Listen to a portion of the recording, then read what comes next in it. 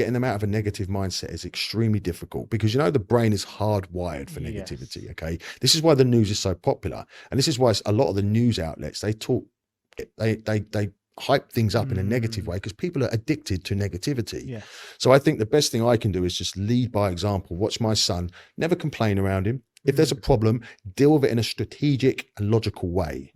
Don't freak out and go, oh, the sky's falling, the sky's falling. And as I said to you, I don't really care about inspiring anybody. If you can't fix your own problems in life, I don't believe looking to anyone else is going to make a great deal of difference. And everybody's different. But with my son, every single step of the way, he's going to watch me be in control, be strong, be calm, and deal with problems strategically and logically. Yeah. We mentioned it a little bit about it earlier on, but having that student mentality of like, what can I learn from this? How is my best self gonna like solve the solution? Right. Rather than homing in on the problem. So that's what happens in it. You're fixated on the problem, the worry, and in all that effort, you could be focusing on the solution. Exactly. How am I going to maneuver through this?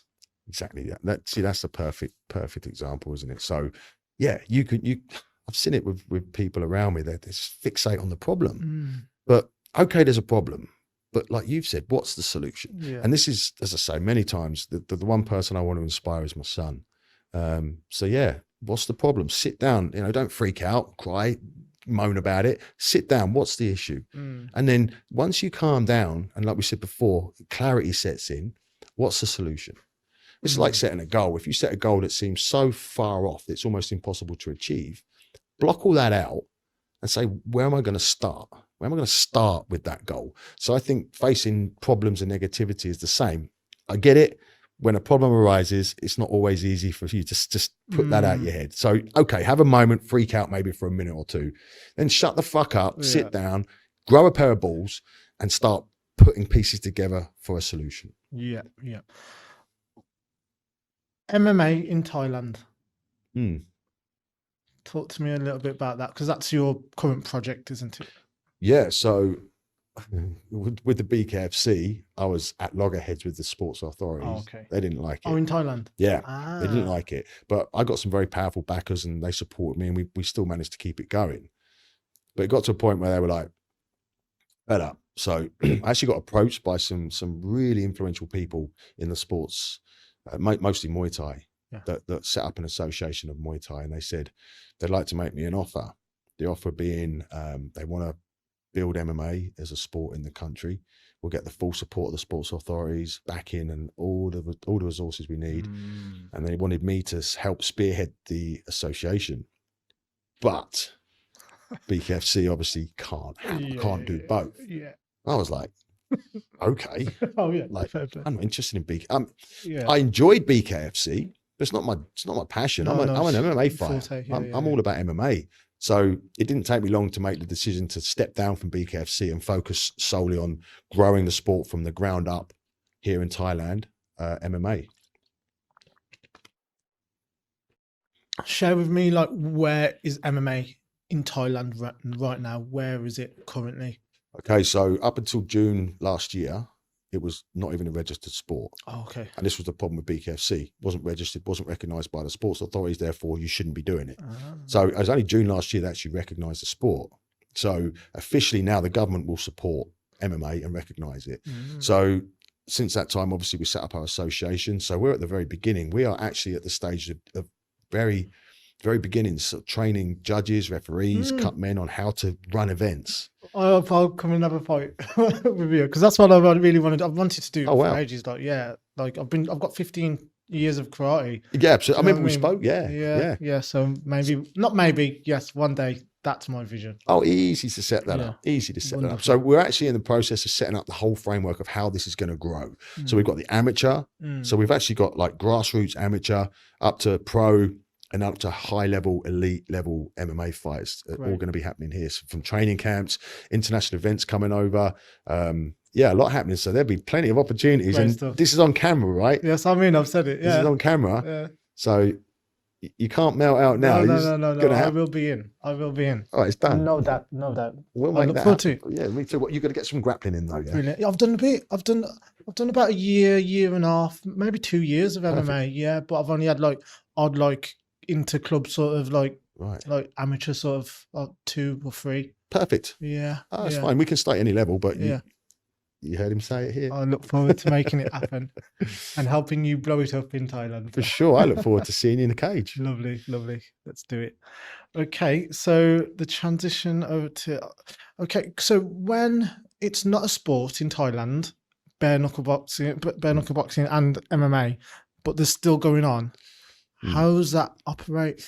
That's a good question. Okay. So now MMA is a sport. Registered, so that's okay. We can actually operate in stadiums and any sports authority operated venues, but bare knuckle, no. So there's a way around it. So my business partner's family, they're very closely connected to people in Pattaya and Bangkok that basically just write permits. But the permit was to run an entertainment event that involved combat sports. And we couldn't run any of these events in a venue that was operated or controlled by the sports authorities because they'd shut us down. So we had to use hotels, shopping malls, places like that. So there's a way around. So we had entertainment licenses and a permit from the governors of Phuket and a permit from the governor of Pattaya and a permit from the governor of Bangkok. So it's all legal. Exhibition. Yeah, it was all completely legal, but it was against the sports authorities' wishes. Yeah. But it's funny because I just wanted to try and make it legal. I actually spoke to the sports authorities about giving us an association of bare knuckle, which they were going to do. It was only when this other opportunity came up, I stepped down and thought, we don't need that anymore. So we're going to legalize it. It was all going to go through properly with the sports authorities as well. But if I hadn't have done bare knuckle, I wouldn't now be doing what I'm doing with the MMA, which I absolutely love. Exactly. Yeah. That's exactly the same thing that led me to be doing what I'm doing now, sort of thing. I ran a food business for like 3-4 years, and along with like a social gatherings venue. Do you know what I mean? And I absolutely was in love with it, but then fell out of love with it when it was overwhelming. Do you know what I mean? And then I got off to Thailand. But from those skills of the customer service, the communication with the people, because before I was scared to come out and talk to the customers to ask how the food was. Oh wow! You with me? Why? Self-doubt. Just fear, and like just I also remember talking to my staff member, lovely girl, she was 16 at the time, and like I was scared to go out like to deal with a complaint. I'd let her do it, and like small talk. I wasn't into small talk sort of thing. Do you know what I mean? And like it was until like I really studied like Patrick Bet-David, Valuetainment. Do you know what I mean? And he said, you need to push yourself outside your comfort zone and connect with your customers. They're paying you. So you need to find out and build the connection with them. Do you know what I mean? So once that switch, and I just started throwing myself out there. And then from then, we started doing live cook-alongs in COVID. Me and my business partner, Claire, every Sunday, live cook-alongs. And that's when I really started extroverting myself into the community. Interesting. But before then I was very scared. So you've gone from one end of the spectrum to the other, now sitting here in front of a camera doing podcasts and actually being that person that previously you didn't feel comfortable being. Not at all. And so now that's a prime example of pushing yourself out of your comfort zone to develop.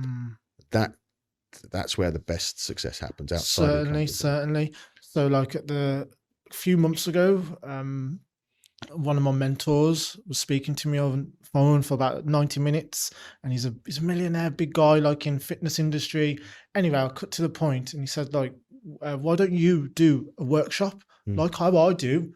You want to do what I'm doing, so why are you doing it? I got off the phone, I was like, no, it's not for me. Do you know what I mean?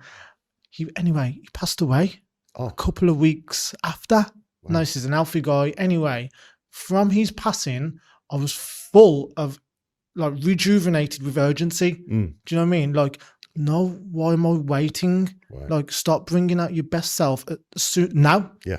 Don't wait, because you might not have that chance. Just like the story that I said at the start, like I asked another guest to come on and he says, yeah, next month. He didn't have next month. Next month didn't come around for him. He died. You know, I don't need to get into it, but like just that, I asked myself at the start of the year, what do I need to say to myself to start acting with urgency in life and Right. attacking my fears, Right. because that comfort zone, jumping outside that comfort zone and going out to my customers, Yeah. that was the trigger, that was the spark. Yeah. So right now I just attack things that scared me, and Brilliant. like that's one. Like at the end of the month, I want to do a seminar in Bangkok with a few of my speakers. And that's Excellent. going to be my first one. So yeah. That's great. That's